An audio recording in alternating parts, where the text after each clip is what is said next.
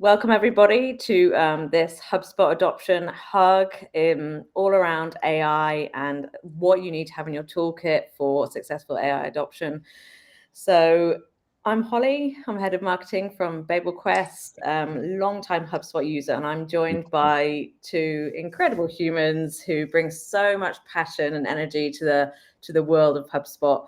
So we're lucky to have with us today Debbie, aka Muse Debbie, the founder of Amusing Resources, a consulting company where she works directly with her clients with some serious play to unlock personal business growth.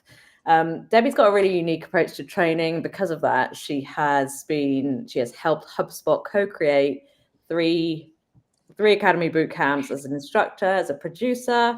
One of which is a super admin boot camp, which she does alongside Chris, who you heard from throughout this webinar. She's actually HubSpot's first HubSpot certified trainer, platinum partner. She is the hug leader for West Africa, and recently an instructor and producer of the account-based marketing bootcamp. She loves learning as much as she loves training other people, has lots of pets, loves spending time with her daughter, dad, watching movies, 80s and 90s music, dancing on the balcony. I feel that. And then we have Chris. So if you've joined our hugs before, then you'll probably recognize Chris. So he is one of BabelQuest's HubSpot platform consultants. Like Debbie, he's very well known in the world of HubSpot. He is a HubSpot bootcamp instructor. He's probably trained, I reckon, thousands, if not tens of thousands of people across the number of years that he's been working with HubSpot. Outside of work, Chris, you're quite the foodie. Bit of a master chef, but you've also got a lovely little girl as well, who you like spending time with. So on that note, then I will pass over. Oh, actually, just a little bit of housekeeping. So I'll be monitoring the chat and Q&A, and we'll have time at the end to answer all of those. But drop, as Debbie said, this is a safe space. Drop anything you like in the chat, and yeah, we'll get to it when we can. Just want to make sure if it's a question, you put it in the Q&A so we don't miss anything at the end. Debbie, I'll pass over to you. All right, excellent. Thanks, Holly. I really want to take this moment to thank Chris and Holly and the amazing BabelQuest team for inviting me to co-create this session. The conversation isn't just relevant to HubSpot users, but it's also relevant to all of us, basically navigating that AI adoption across platforms, tools, and systems that we use every day. So now let's take a moment to check in with ourselves. How do you feel when it comes to AI adoption on your journey? I'm curious. Put in the chat pane. Are you excited? Are you curious? Maybe a little anxious or even skeptical? Put in the chat. Let's go. All right. Miles says, definitely excited. I can feel that, Miles. Love it. Excited, says Alexandra. Chris, how about you? How do you feel? Excited on one hand, curious on the other. Also slightly worn out by the fact that I'm trying these different AIs, and each time you have to sign up for them, and then each time you're getting quite a lot of sales outreach from the people.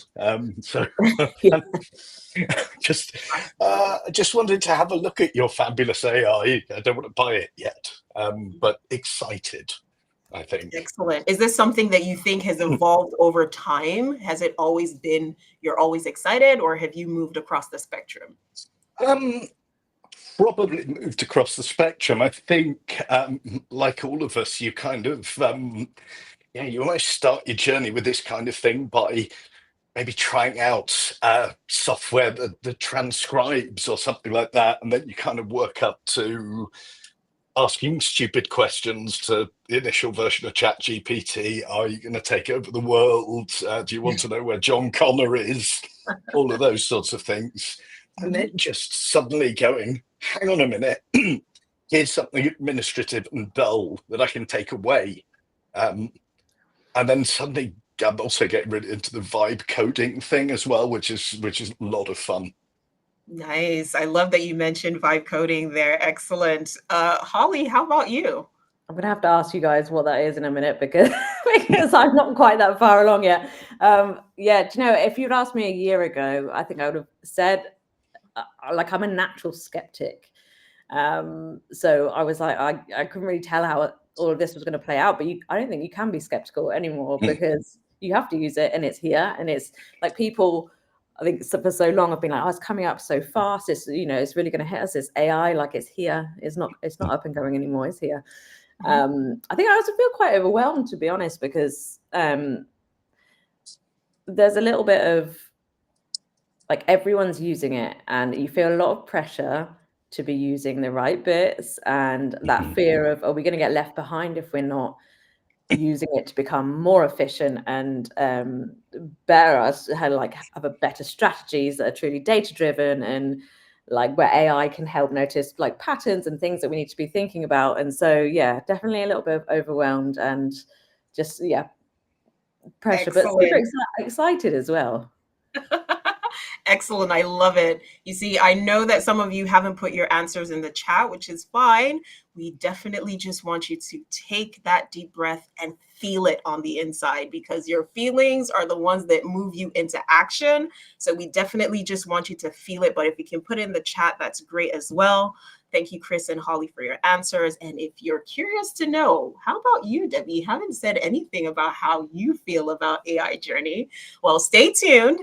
Because that take is going to be shared with you in a hidden gem that I'll be sharing shortly. And it's a simple human-centered approach designed to bring you clarity, confidence, and sustainable flow in your AI journey. So whether you're just beginning or you're already experimenting with AI tools, this gem could be that missing piece in your essential toolkit. So something that helps both you and your team create meaningful momentum as well as stay grounded and not to get tech overwhelm. But before we dive into that gem, let's take a moment to address some of the most common fears and misconceptions around AI. All right, so we mentioned this is a safe space, so let's walk the talk and take a moment to bring some common fears and misconceptions about AI into the light. These aren't just theoretics, by the way. These are real thoughts that I've heard from users, super admins, and even leaders. So if it resonates with you, shine your light in the chat pane. And if you've taken one of our HubSpot Academy bootcamps, I know you'll know that we celebrate potholes or challenges here as much as we celebrate our wins because it's an opportunity for us to grow better together. So whether it means that you're letting yourself know that you're not alone in that feeling that you have, or you're sharing it and someone in the audience or one of us here is able to actually share a hidden gem or tip with you that is able to help you make progress, we're all for it. So even Chris and Holly are going to be jumping in here to share whether they've experienced some of these fears or misconceptions. So let's start with AI will take my job. The fear of being replaced instead of being supported. Put in the chat pane. If that's you, say I, or that's me. Chris and Holly, do you want to hop in here? How did you feel, Chris? Did you ever feel that AI was going to take your job? I think anybody that knows me knows that I'm probably not replicable. Yeah, right. I think the people that were initially like really worried about that, especially like copywriters and maybe customer service people. But I feel like we're slowly like turning around on that a little bit because there's so much of the conversation now is about how you still need the human touch. So it's just, I think, yeah, so I do feel there's probably is some of that. I think it's very role specific. But I think people are starting to come around to that actually, that if they can evolve their own skill set, then it's not a risk to them. Absolutely. Love that perspective. Love that perspective. I think the way we approach things, I think it really stems from our mindset. I think our mindset really drives how we're going to react. And that particular thing is going to be an essential part of your toolkit, but more of that later. I'd say AI isn't actually here to replace humans. I'd say it's here to release you or unleash you from repetitive tasks so that you can focus on higher impact and more meaningful contributions. I remember when I was working in higher education, frequently asked questions, you know, when is the admission closing? What time are you in the office? And you could imagine if you're dealing with, say, 7 people have this question, it's quite different from when you have 7,000 people or 700 people trying to ask you that question. So think of AI as, I don't know, a bionic arm or something. So it's not there to replace you. It's just that your arm is so much stronger now. So put in the chat pane if you're not actually scared AI is going to take your job, because I didn't see anyone saying, oh yeah, that's a fear of mine. So if it's not, let's see your bionic arm in the chat pane there as we move on to the second one, which is, I don't understand how it works. So that's when we're talking about that tech overwhelm and the fear of the unknown.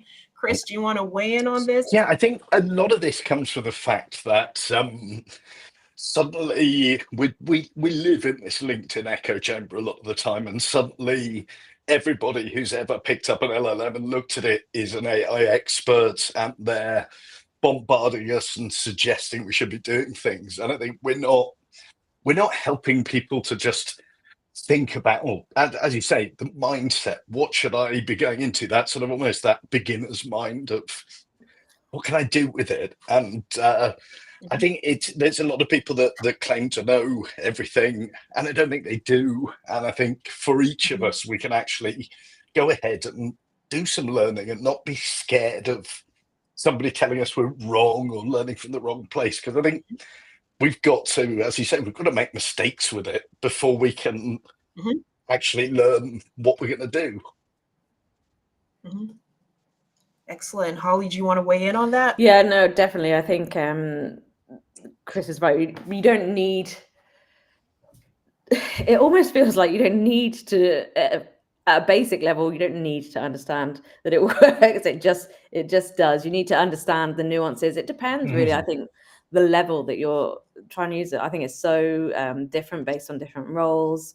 But I almost sort of think you just need to know that it does work, and that, at least for a starting point, is enough. But yeah, we definitely get that.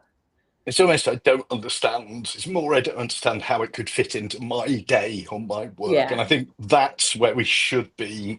We don't need to understand how a complicated computational process works, but what we do need to understand is there are ways that we can save 5 minutes every day, save an hour every day, and just gradually lean into it. And we don't need to be dictated to by what other people are saying, I think is really important. Excellent. I love that. I love that. I think when we're able to train our mindset to, like we said earlier, Chris, the thing about approaching your challenges or potholes with enthusiasm or curiosity as opposed to fear, I think it's a really good sort of starting point. Like if you say, I don't know how to use AI, that's great. Like in the past, if you don't know how to do something, it's like, listen, this is the manual. If you don't know how to work the manual, then there's not pretty much more you can do. But what I love about AI is you can literally tell it, I don't know how to do this. And you could say, go ahead and use, this is one of my secret hidden gem prompts. I would say, explain this to me the same way you would to a 5-year-old. So it's as simple as that. And basically, so if you're like, okay, hi ChatGPT or hi Gemini, I don't know what you can do for me, to be honest. And I think if you have that conversation, just put it in the back of your mind, like you're literally speaking to an expert that could guide you through whatever you're confused about. Then you could see, like, I actually don't need any proficiency in order to go from zero to hero when it comes to using AI. So I think that's a great piece to have at the back of your mind. You don't need to be a tech expert to use AI, just like you don't need to know how to build a car to drive a car, right? So you just need someone that has the right map and can guide you. And guess what? You get to pick the destination and you get to choose how you want to get there. So that is pretty fun. So let's go on to the next one. It's too complicated for me and my team, which is quite related to the one we just spoke about. Mhm. Anybody here feel that way? Chris, how was it for you guys? Was it? I mean, interestingly, I've just asked Gemini how it can help me, and it's given me a list of things it could potentially help with. And I think that's almost the starting point. Again, there's a barrage of noise, and it seems complicated. And it's like, well, which one do I use? And I don't know. And should I sign up for this? And how do I do that? There's And like which too many options, isn't there? there's too many options, and it's almost a case of you got to play with them and work out which one's best for different things. Gemini, for example, I don't like using as a meeting transcriber because it singles you out for being late and puts it in the transcript. Yep. But I've found that Claude, for example, is better at writing code than some of the others, and things. So it's things like that, and it really is. It's complicated, but again, with that sort of beginner's mind, you're taking baby steps. You don't need to be sprinting straight away.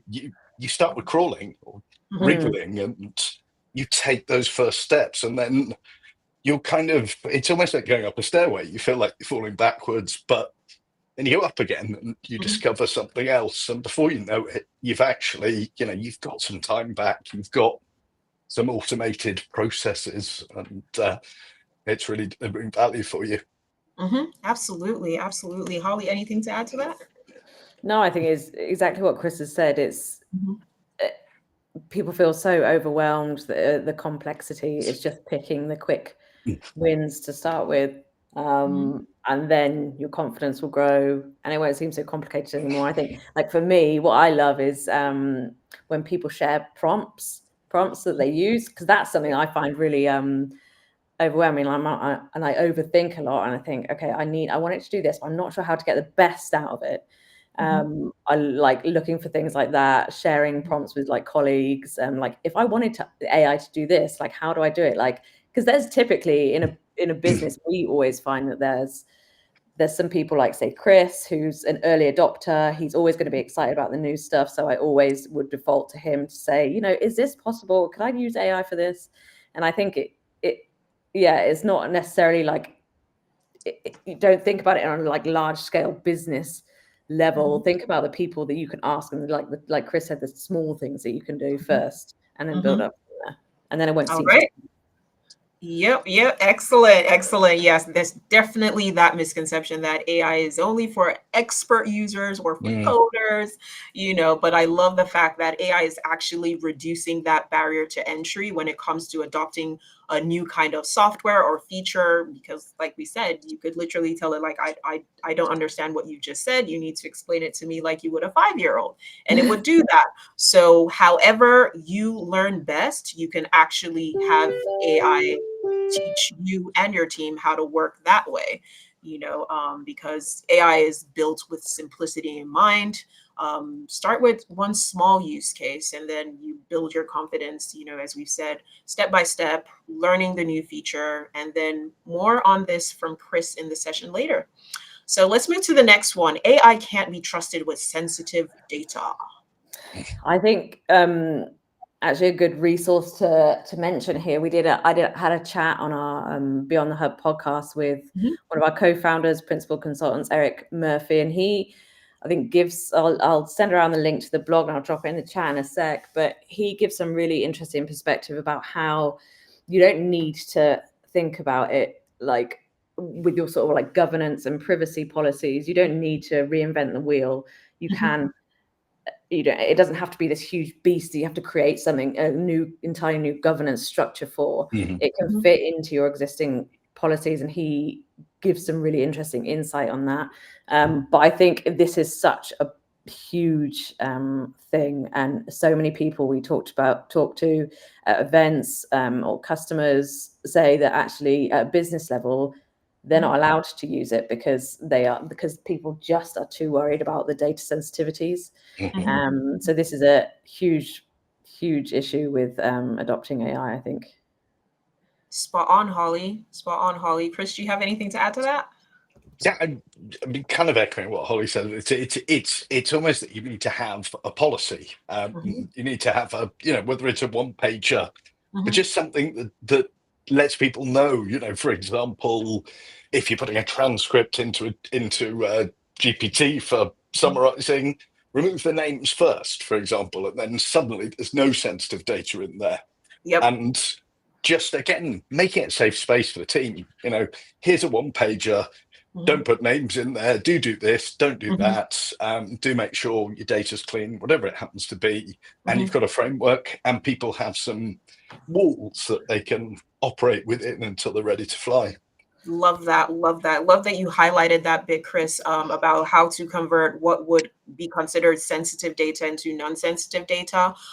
In some of the work we do, you have people that want to sort of do strategy work, but maybe they work with like a financial services company where, data protection or cybersecurity, where data protection is like really high.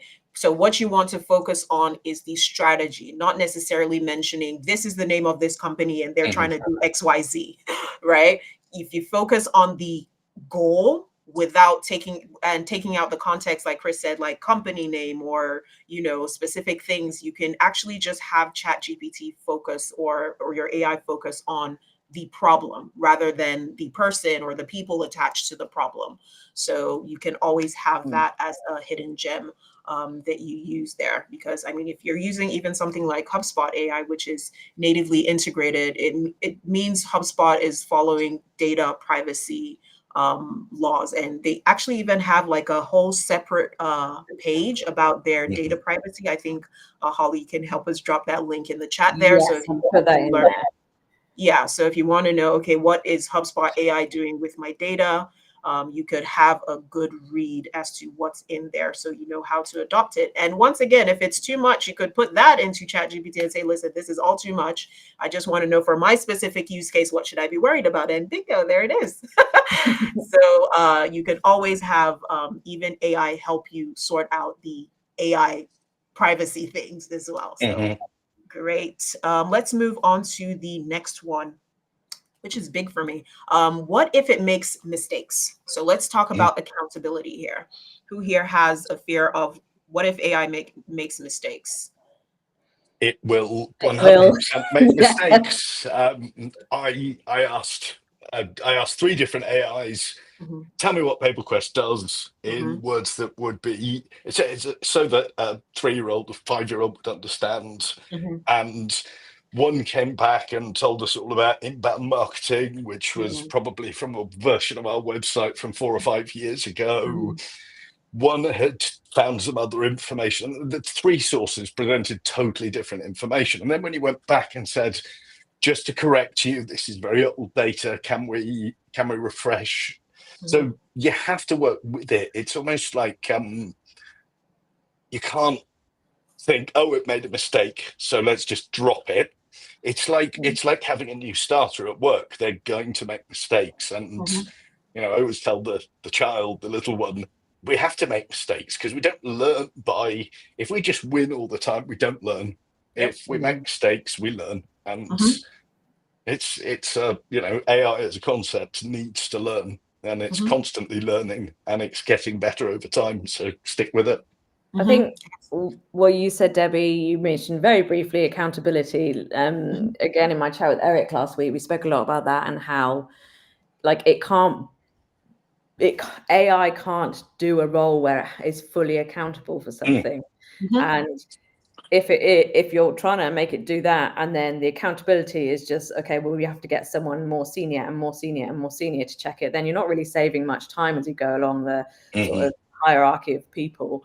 I think like this concept of agentic AI and using it as if, like Chris said, if you had like a new starter or a temp, like these discrete specific jobs where you're always going to have a human overseeing them, but they can do stuff that is repeatable and very led by specific instructions. Because it is always going to make mistakes.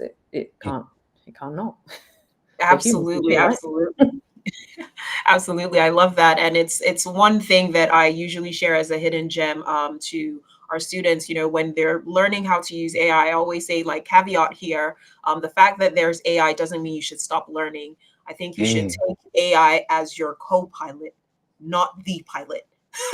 Yes. right? So AI is your collaborator. Don't outsource everything to AI just because you can. You still have that responsibility to know what it's supposed to do. Because one thing I find myself doing, I don't know, maybe it's because, I'm instructing and I'm training all the time, is you actually get to the level where you're able to correct AI and say, oh, this prompt that you said or this response that you gave is actually not accurate. And then it goes, oh, sorry about that. You're right.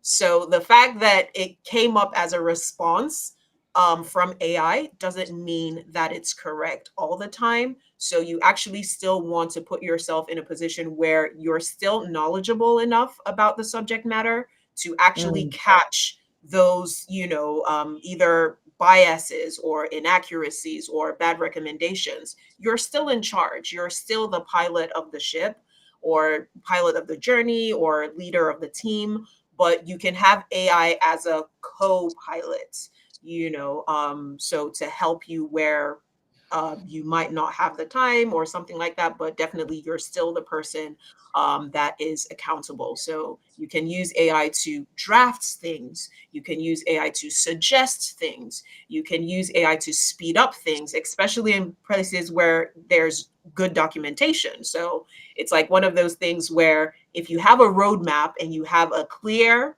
starting point, you have a clear finish line, and you have a clear path as to how to get from beginning to the end, by all means, you can give AI just follow these steps and get to the end. But if you don't have a map, you don't have a destination, and you tell AI, yeah, get me to the end, except where is the end? So you definitely want to have clarity. I think even way before AI, I think since I started my company in about 2018, I've always had my meetings as clarity calls. I never say I have book a meeting with me. I always say book a clarity call, because I think when you have clarity, you are so unleashed with what you're able to do. Like, clearly, this is where I am.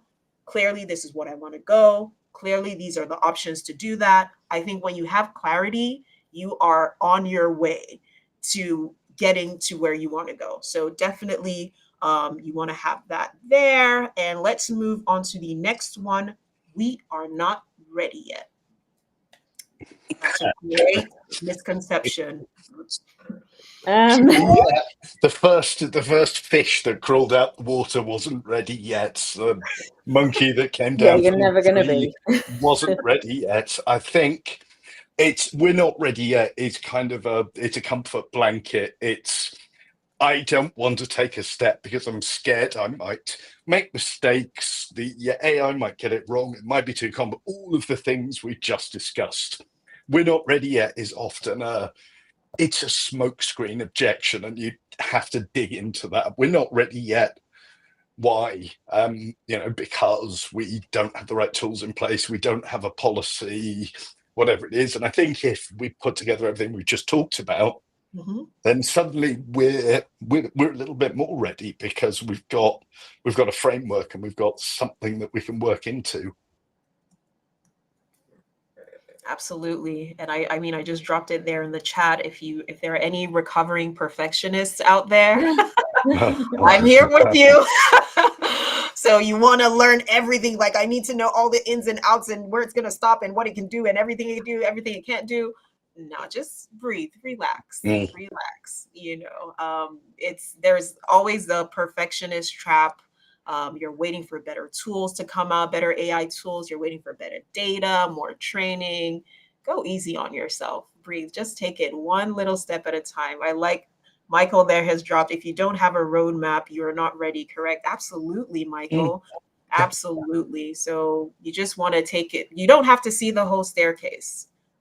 Just the next step, and just doing it step by step, and you'll get to where you're going. Holly, do you have anything to add there? I don't think so. I would echo everything. Like, you're never going to be truly ready. So just have like some baby steps, know roughly where you're going. And just dive in. Just conscious of time. So we probably need to get through these next ones quite quickly. All right. Okay. So I'll just go through the next one. So we have it's just hype. And basically, this is the skepticism around AI, like it's a buzzword, there's no real value. But if you think about it, it's only a hype if you don't know how to use it. So when you want to adopt this internally, AI can help you save time, it can help you reduce burnout, or even create deeper customer value. And I think with that, we can move to the last one, which is my team will resist. That is talking about the fear of pushback and not knowing how to get others on board. I know, Chris, you might have a lot to say about this because we always have this question in the Yeah, Super we Rabbit could. about how do I get How long have you got? buy-in? Yeah. I think this is the big one. My team will resist it, and I think that as long as we accept our team saying I don't want to do it and we don't Mhm, dig, we're not going to get anywhere. I trained somebody to use on. I gave somebody a HubSpot training session. They came mhm, out the back and said to their boss, "It's too complicated. I can't cope with it." The mhm, boss told me, and I suggested they dig. I got my 7-year-old daughter to go through the same thing that evening just to try, and she was fine.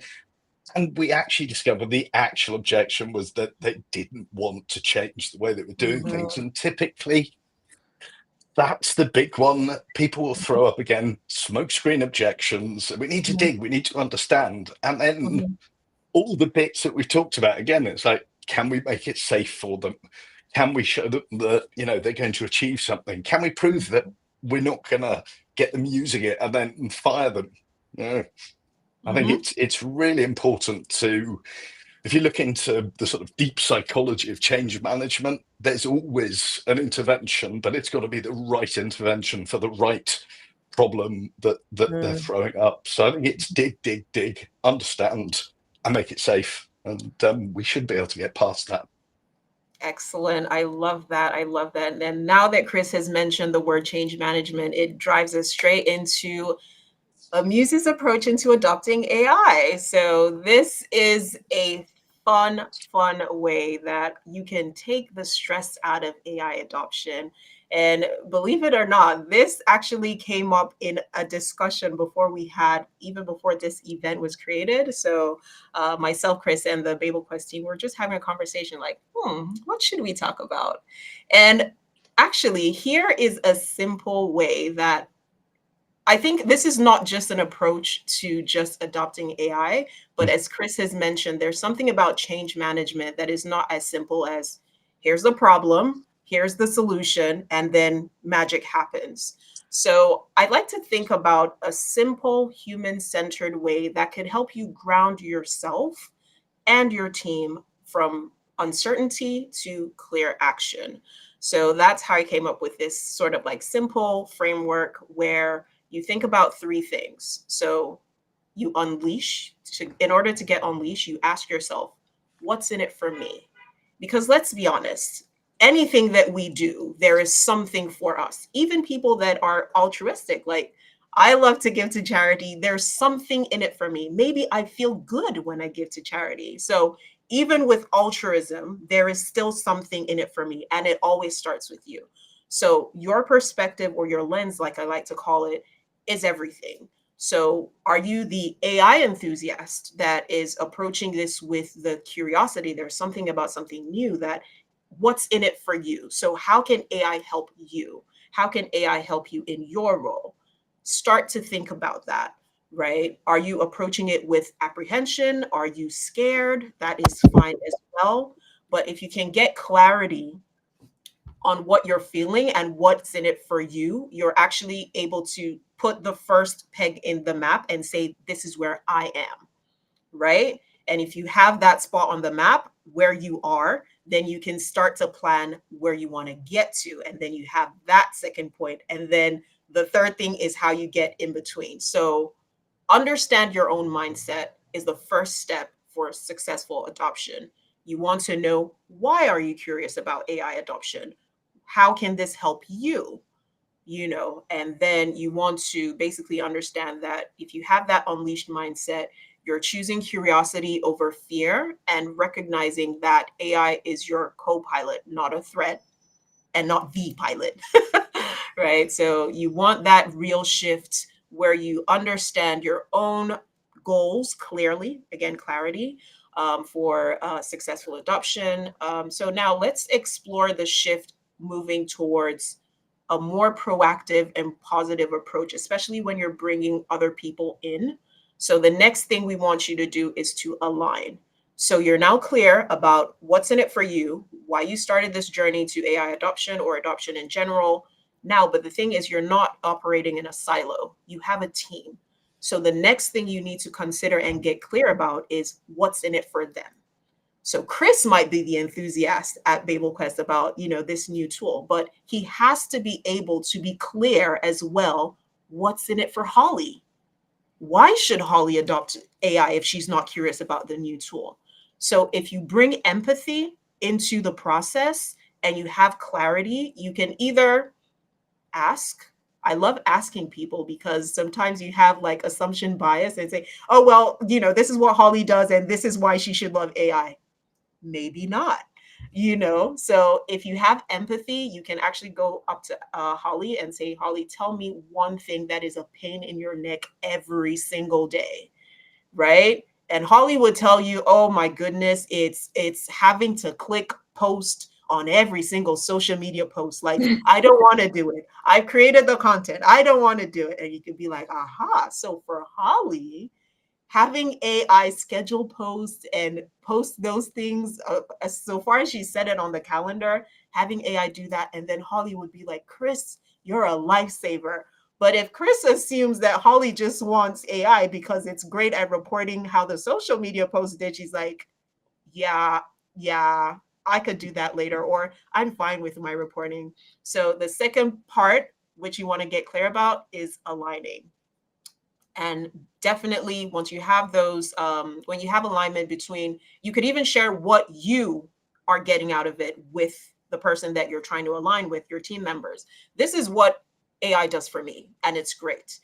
And this is what it could do for you, depending on what your goals are. So you could share motivation, you could share that sense of clarity with each other, and that creates synergy. So you definitely want to use that tip as to create like a holistic way of getting people to see what's in it for them. And then you're all working towards a certain vision, which is the destination part, which brings me to the third part, which I love. And I'm going to hand over to Chris in a second here, which is activating. So you're now clear about what's in it for you, why it's going to work for you. You're also clear about why it's going to work for your team. And now it's time to put the gas to the metal. So now you want to activate. How do we make this thing go? What are the real life use cases where we can actually synergize this, what's in it for me, what's in it for them, and actually come out with clear outcomes? So that being said, I'm going to hand it over to Chris now to show you how there are some ways that, if you're using HubSpot AI, you can help enhance your team's productivities for all your teams, not just the super admins, but definitely your team in general. So over to you, Chris. Right, buckle up. I need. Can I have screen share powers? Aha, there we go. There you go. Right.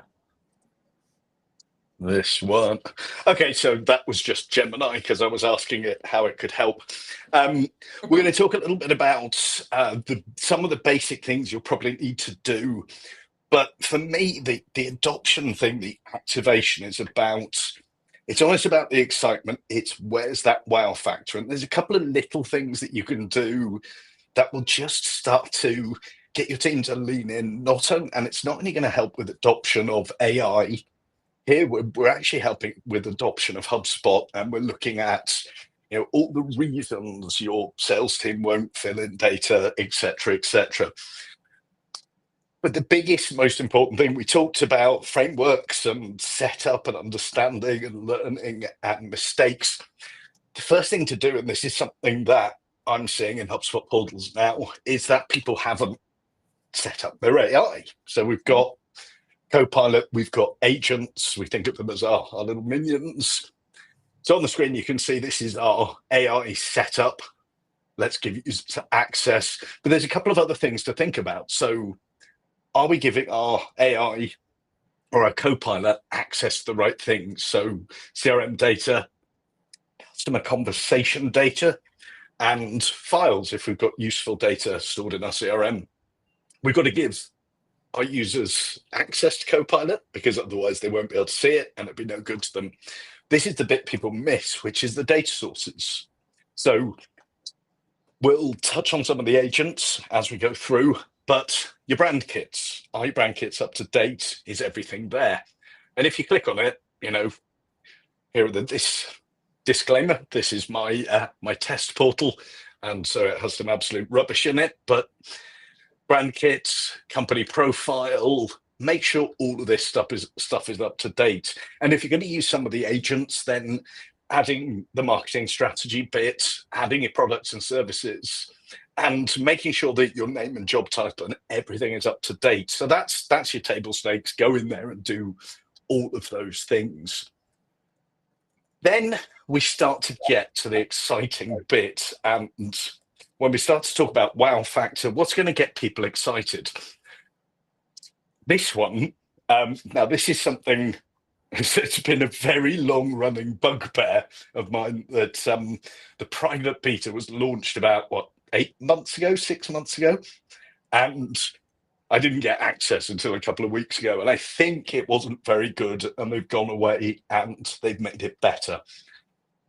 But if we're talking about wow factor, the prospecting agent is actually, it really surprised me. I get a lot of sales outreach, and the content that the prospecting agent produces is actually pretty good compared to a lot of the rubbish that comes through. Put it in the chat pane. Has anybody got access to the prospecting agent?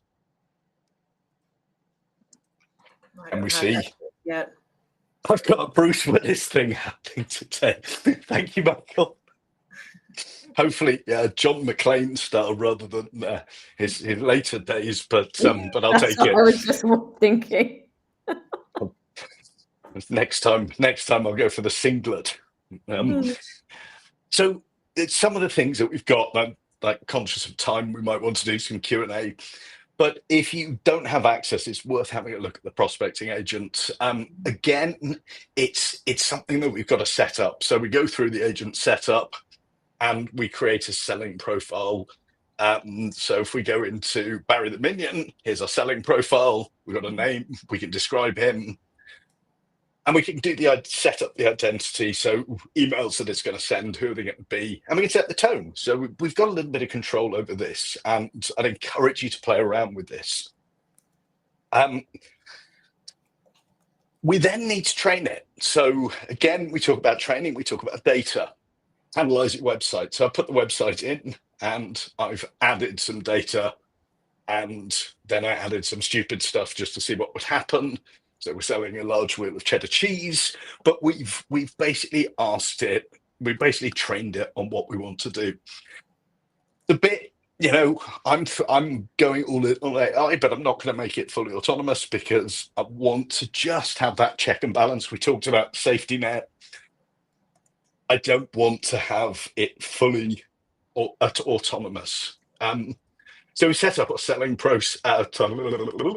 We've set up our agents, and then we've basically now got an agent. We can enroll contacts, and we can see that I enrolled myself in here, and it went a bit wrong.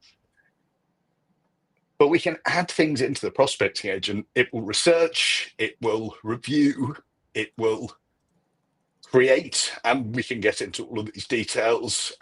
We can see what's gone right, what's gone wrong, and we can analyze what's happened. And we've got these lovely customer journey reports. So I'd encourage you to have a go with this from an admin perspective before you deploy it.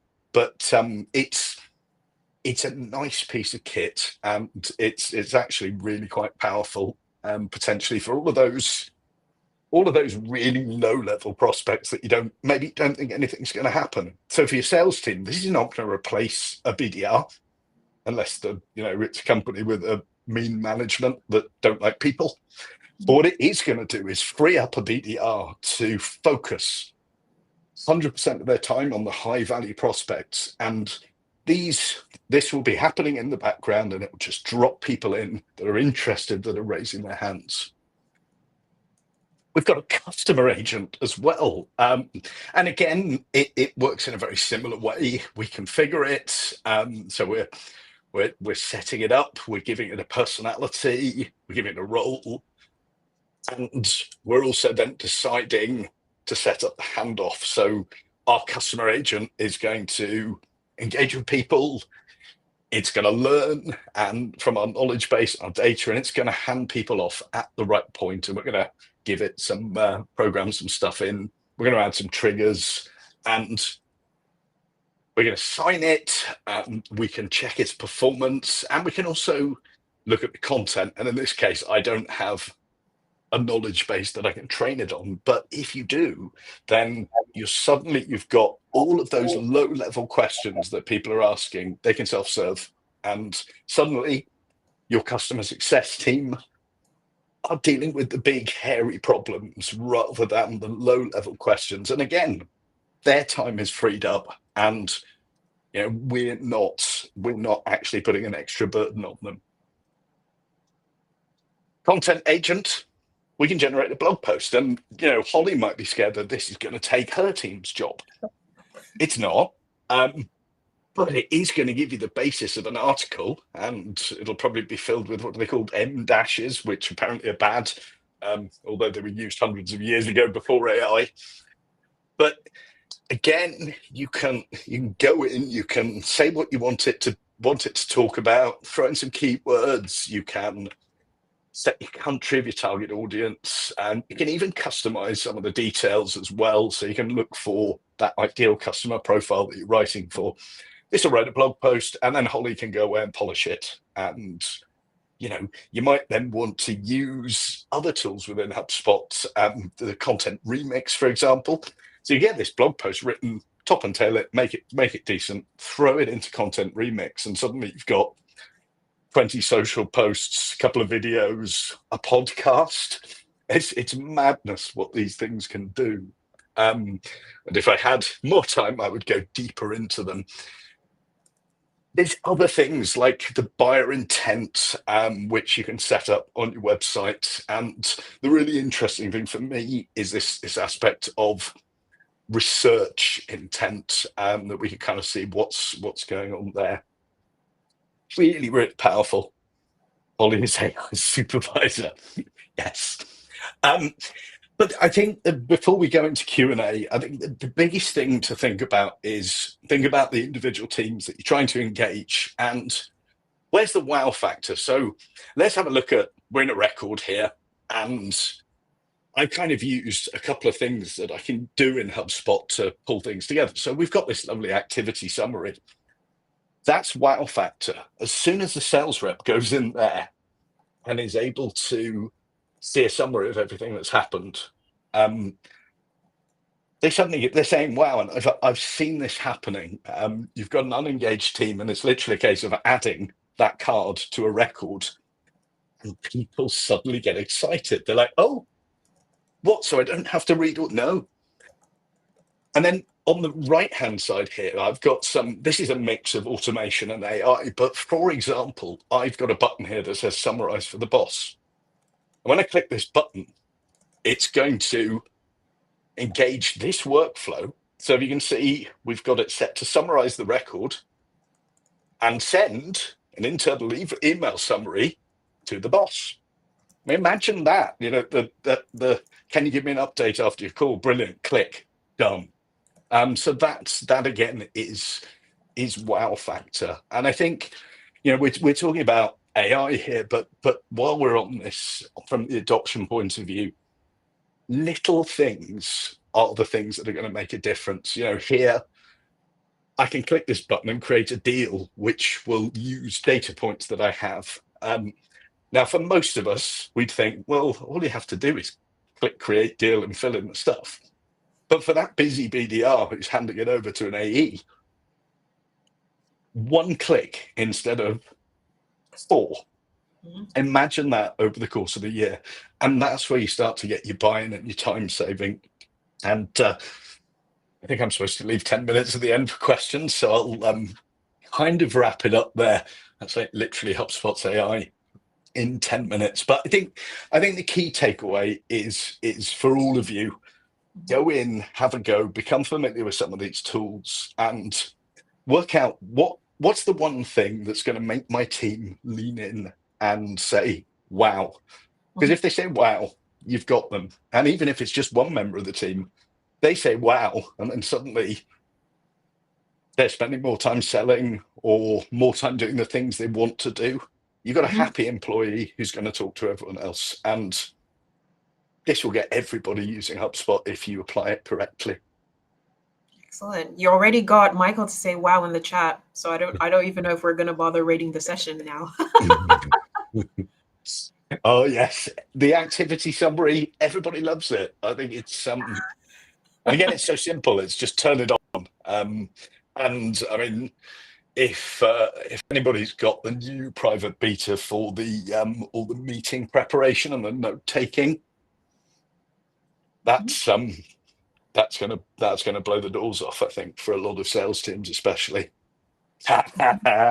Don't worry, Lucinda. We'll let you know when we've got more useful info about that one. Michael's also put a question: is there something on the Academy that goes over AI capabilities in detail?